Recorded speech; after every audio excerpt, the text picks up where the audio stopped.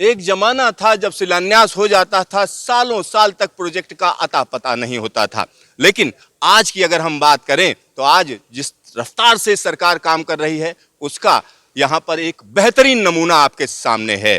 जी हाँ, मैं दाहोद में हूँ और दाहोद में यह फैक्ट्री बहुत कम समय में हम कह सकते हैं कि जमीन से सामने आकर खड़ी हो गई है।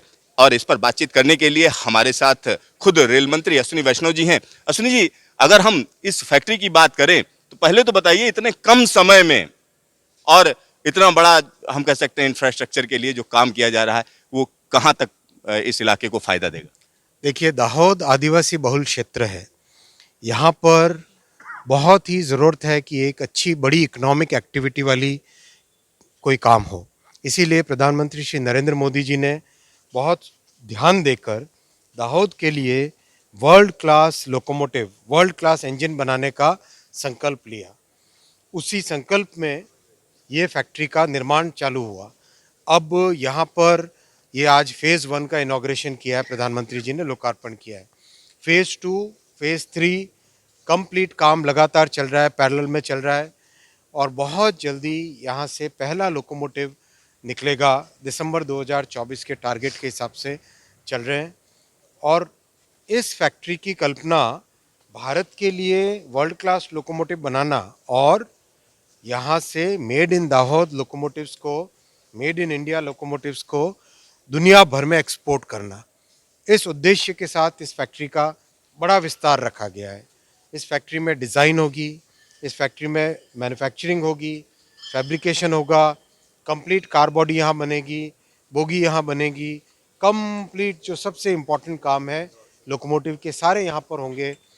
और पास में जो इंजीनियरिंग कॉलेजेस हैं उन कॉलेजेस के साथ जुड़ाव रखकर बच्चों की ट्रेनिंग कैसे हो, बच्चों को किस तरह से लोकोमोटिव इंजीनियरिंग के बारे में कैसे पढ़ाया जाए, वो व्यवस्था भी साथ ही साथ करेंगे।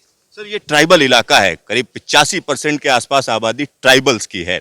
तो ट्राइबल इलाके में इतना बड़ा कारखाना डालना, क्या टारगेट है?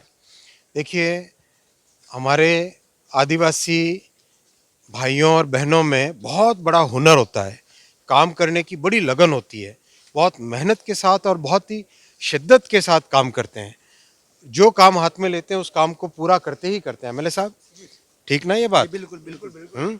तो एकदम मजबूती के साथ, हिम्मत के साथ, ताकत के साथ काम करते हैं। तो यहाँ पर एकदम राइट अपॉर्चुनिटी है, राइट प्लेटफॉर्म है, जिस प्लेटफॉर्म से इस पूरे क्षेत्र का एक नया नया एक स्वरूप बन सकता है। सर, 20,000 करोड़ का प्रोजेक्ट, 1200 इंजन, तो इतने इंजनों की जरूरत होगी भारतीय रेलवे को? अरे क्या बात करते हो, अभी तो देखो रेलवे का जो विस्तार होने वाला है। मोदी जी ने 40,000 किलोमीटर का रेलवे का विस्तार करने का बजट में अप्रूव किया है। तो खूब ज़रूरत पड़ेगी और सारी दुनिया में इंजन यहाँ से बन के जाएंगे।